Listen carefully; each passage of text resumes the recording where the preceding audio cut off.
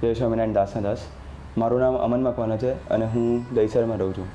ભગવાન સ્વામિનારાયણે જે 4 આશીર્વાદ આપ્યા એમાંનો એક આશીર્વાદ કે 7 દુકાળ પડે બટ મારા હરિભગતને અન્ન અને દાંતના વેડ ના થાય.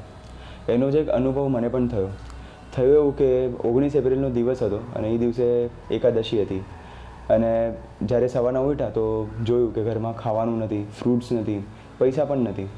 અને જ્યારે મમ્મી પપ્પા વાત કરતા હતા અને હું સાંભળી ગયો તો એ દિવસે નક્કી કર્યું કે આજે આપણે નિર્જળા કરી દઈએ. તો મમ્મીને તો ખબર પડી ગઈ કે હું કેમ આવી વાત કરું છું, બટ થયું એવું કે પૈસા નહોતા તો બીજા દિવસની ચિંતા એ જ દિવસથી થવા લાગી.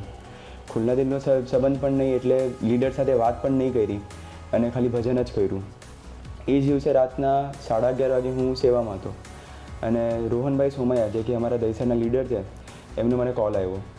એમને મને કીધું કે મને ખબર નહીં અંતરથી એવી પ્રેરણા થાય છે કે તેને છે ને પૈસાની ખૂબ જ જરૂરત છે. હું વિચારવા પડી ગયો. મેં એમને પૂછ્યું તમને કોણે કીધું આવું?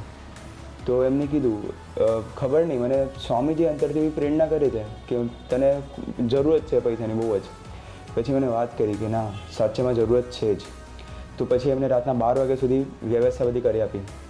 હું વિચારવા પડી ગયો કે ભગવાન સ્વામિનારાયણે જે આશીર્વાદ આપ્યા છે એ આશીર્વાદ તો સાચા જ છે. અત્યારે મને અને મારા ફેમિલીને મનાઈ ગયું કે સ્વામીજી જ ભગવાન સ્વામિનારાયણ છે અને આવા સ્વામીજી આપણું એક સેકન્ડનું ધ્યાન રાખે છે અને આવા સ્વામીજી અક્ષરધામથી આપણી જ માટે અહીંયા પધાર્યા છે. સહજાનંદ સ્વામી મહારાજ નીચે.